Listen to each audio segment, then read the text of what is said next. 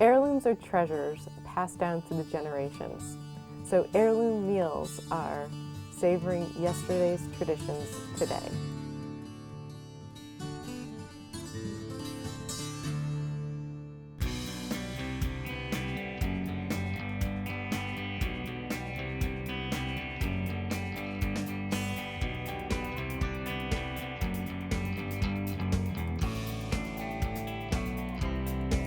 Hi, I'm Carole Murko, and this is Heirloom Meals.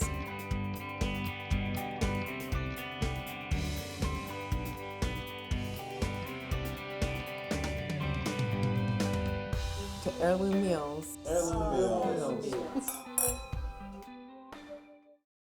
Heirloom meals to me are meals that bring me back to my childhood.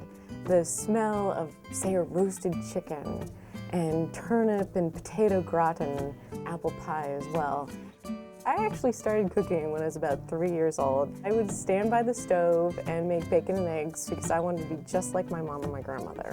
The backdrop for Heirloom Meals will be my home called Boulderwood in Stockbridge, Massachusetts.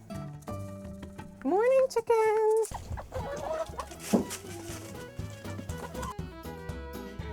We get fresh eggs most mornings.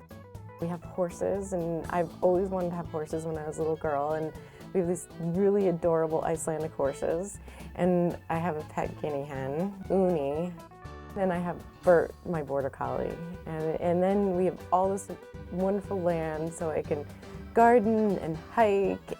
This is a truly inspirational property. I like to cook and entertain because it's relaxing. This is one of my favorite and most simple of side dishes. It's a turnip and potato gratin.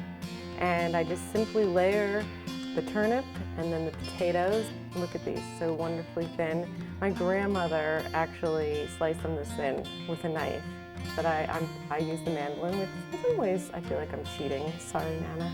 So I'm gonna pour on my cream mixture. And this has about 2.5 cups of cream, 4 shallots, and 3 or 4 sprigs of fresh thyme. My approach to cooking is organic, and I frequently don't use recipes. What I'll do is I'll go to the refrigerator and see what I have on hand. So one of my favorite things that I learned from my grandmother was how to infuse the bird with all these beautiful spices. And you take the spoon and you just stick it under the skin, and it releases it so that we can then take this beautiful kind of pasty dressing like gob and stick it under the skin. You know, and if I have a little extra, sometimes like just giving it a bath on the top, and that helps the skin get even more golden because I'm putting that nice olive oil on there.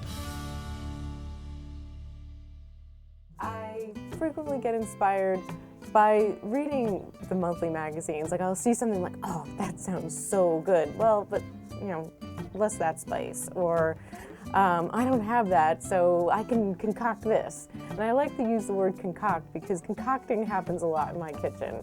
Setting the table is just almost as important as picking your recipes in the meal because it frames the food.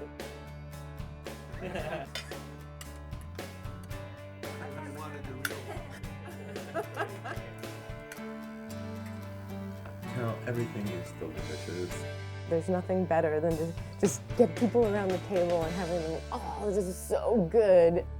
The website component of Heirloom Meals is a very, very integral component to the whole concept because the website will enable me to build a community of people who are looking for those tips, looking to share their recipes and ideas. One of the best tips I learned from my grandmother was how to prevent the ladle from falling into the pot. So simple, a clothespin, problem solved. We'll also make field trips to local farms, farm stands, and other purveyors. I truly am a huge fan of supporting locally grown and local agriculture. I think that being connected to the farmers and the soil is just so very important. And the food is actually better. I mean, it kind of reduces our carbon footprint, it takes us back to nature, and it brings everything full circle. And that's also part of the community. Like, I am part of my community.